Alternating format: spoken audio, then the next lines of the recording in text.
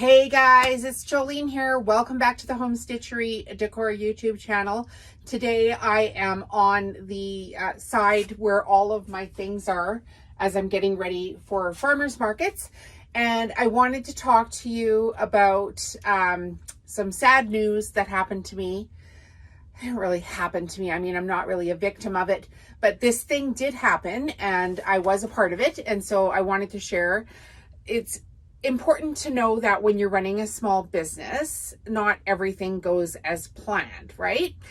So, you know, we put up all these video tutorials about how to do everything and how to stay motivated and all the tips and tricks and, you know, product descriptions and, you know, how to make products and how to get your things into stores and all that kind of stuff.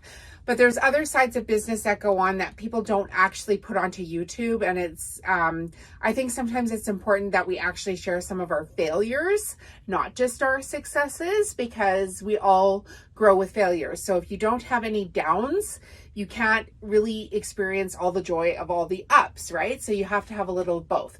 Okay, so long story short, I hired some people to help me sew. And what the job was they were to sew the strips of my rugs. So they're a tube of fabric that is sewn around batting. So I met these people, they're local to our community, and the first time I took product up there, I showed them how to do the project, and there were 3 of them that were doing this project, and the one lady was going to sew the project for me. I explained everything to her. She's like an accredited tailor, so she should know what she's doing. And I left her the project to practice on. I had timed the project myself, so I knew exactly what to expect for pricing. And when I didn't tell them that I had timed the project myself. So when she came back to me with her pricing and it was right on point, I thought, okay, well, this is good. So the project was to include, you know, their machinery, their time, and the thread for the projects, right? So I'm very clear with what I do. I sell modern farmhouse home decor. This is what I do. So the first couple of times I got the strips of the rugs back, everything was perfect. The lady was doing the sewing for them. They were great. I mean, they were so good. I was thrilled. I was over the moon. I was telling everybody, oh my gosh, it's so helpful. I finally found some people that I can trust to help me sew. But then what happened is in their family, whatever happened with their business, they got busy or whatever. And then the sewing went off to another person in that family. And that person was not as good at it, which is not my problem. To be honest, it's not my problem. You told me you were going to be able to do a job for me and then you suck at it. So the first ones I got back, like the tubes had big openings in them. And the taper on the end of the rug, it literally sucked. I mean, it was so bad. So I did some training videos. I took some videos of the problems. I took them up to them. I said, these are the issues. Let's work on this, da, da, da. So the next time I got them back, even though I had specifically shown them to either butt up the batting or to miter it and then roll it so that there wasn't big bumps, now all of a sudden they've decided that they're going to put my batting one on top of the other and then fold it twice. And so instead of having like 4 thicknesses of batting when you sew the tube, now I've got 8. So I've got these like 10 big bumps throughout my rugs.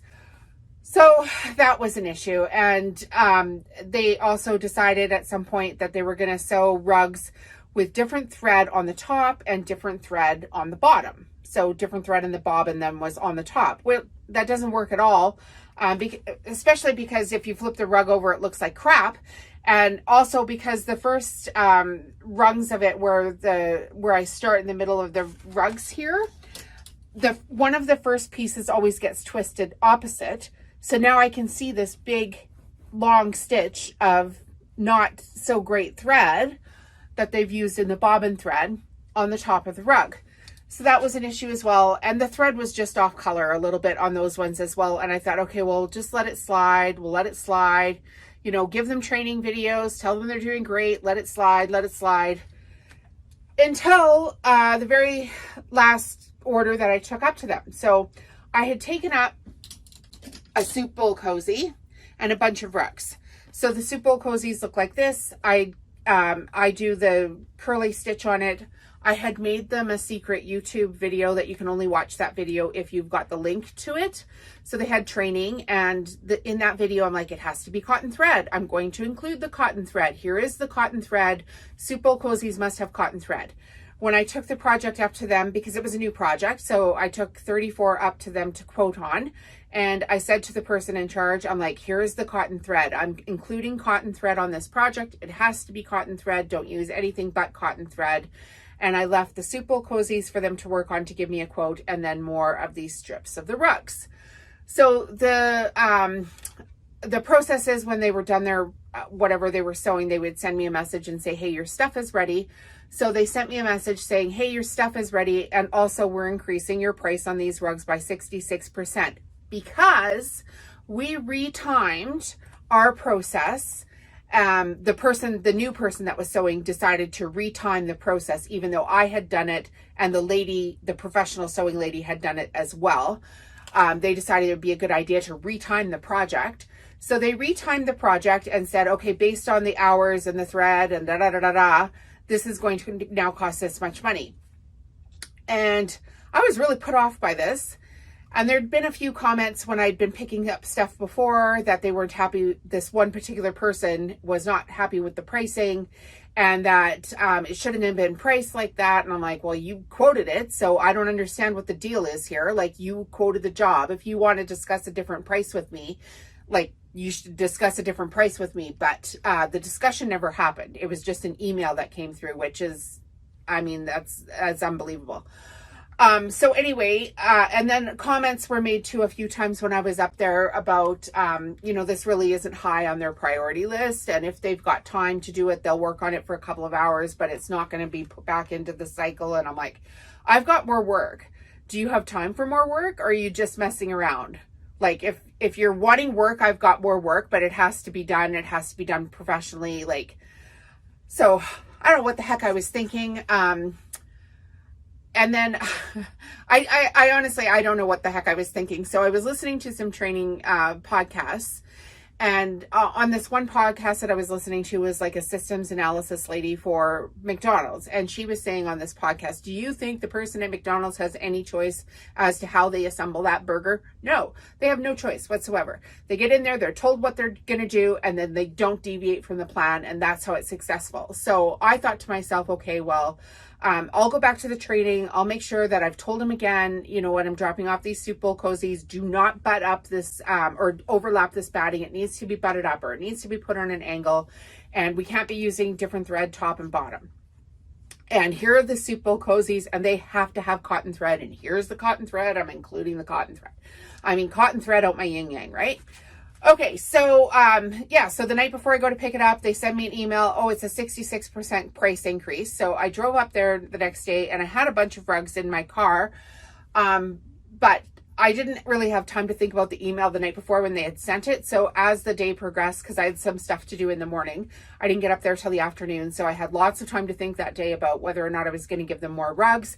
I decided on my way up there that I was just going to get the product back that I had given them. And then I was going to look over the soup bowl cozies and see what had happened with that, right? And so when I got up there, I said to him, okay, well, I'm going to take this, these cozies, and I'm going to have a look at, the rugs, and I'll let you know what I decide. But sending me an email telling me you're going to increase my price by 66% is just not going to fly. Like, I'm not just going to make a decision like that on the fly. So please give me my stuff back, and I'll let you know. And at this point, what was said to me was good luck, which basically to me is a middle finger. I can do what they were doing. Literally, it would take me 2 days to do what they were doing, and it was taking them 3 or 4 weeks to get me back the same amount of product. So, I mean, good luck, whatever. I'll shuffle something else so that I can do this work until I find somebody else to do it. That's the way I'm viewing it at this point.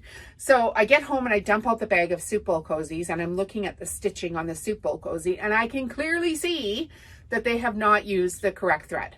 I didn't have time at that point to dump the rugs out because it was just about dinner time, and my husband and I were going to have some dinner. So I sent them a quick message because I have Okay, sorry about that. I had a little coughing fit there. Okay, so this is the exact one, right? So I didn't want to put it in the pile without it having cotton thread, and I didn't know what kind of thread they'd use. So I sent them a text message and I said, hey, what did you do with the thread on this? And the message I got back was, oh, they didn't see the cotton thread in the bag. They shouldn't have had to see the cotton thread in the bag because I gave you the cotton thread. I told you about the cotton thread. You're the person that's responsible for passing this information on to the other people. I gave you a training video that said cotton thread, cotton thread, cotton thread. Here's the cotton thread. So that one just literally went to the garbage. That's what happened with that. So then they just said it, they didn't look in the bag. I didn't respond to the text message other than saying, okay, thanks. That's it. That's all I said. But at this point, I'm just like progressively getting more pissed off. Like I'm getting mad. Okay, so then I go out for dinner with my husband and then come back, and a little later on that night, I'm like, okay, well, I'm going to dump these rugs out and have a look at these rugs. I want to see if they've used a different thread top and bottom, and I want to see if they've overlapped my batting again for the 18th time, even though I've told them don't do that.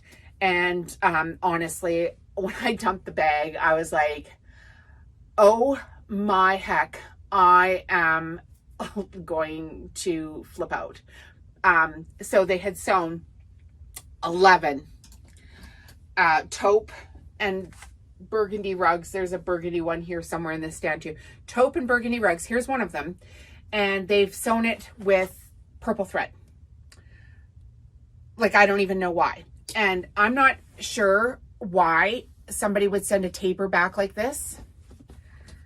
But it's a big chunk of taper at the end, even though I've shown them, like literally videotape shown them how to make a tiny taper, which was no problem when the first person who's the actual tailor was doing it, right? So I'm not running a training facility for this this company. If you tote yourself as a professional company and you say that you have professional standards, then why am I training somebody at your facility to do it? Either know how to do it or you don't. So I was really cheeved off about that.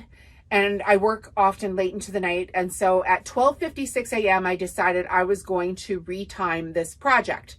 So I made sure that I gave myself 5 minutes for setup time, threading 2 bobbins. After that 5-minute setup time, I mitered the fabric, I sewed the tubes, like the whole thing that was supposed to be the new timed project according to this person.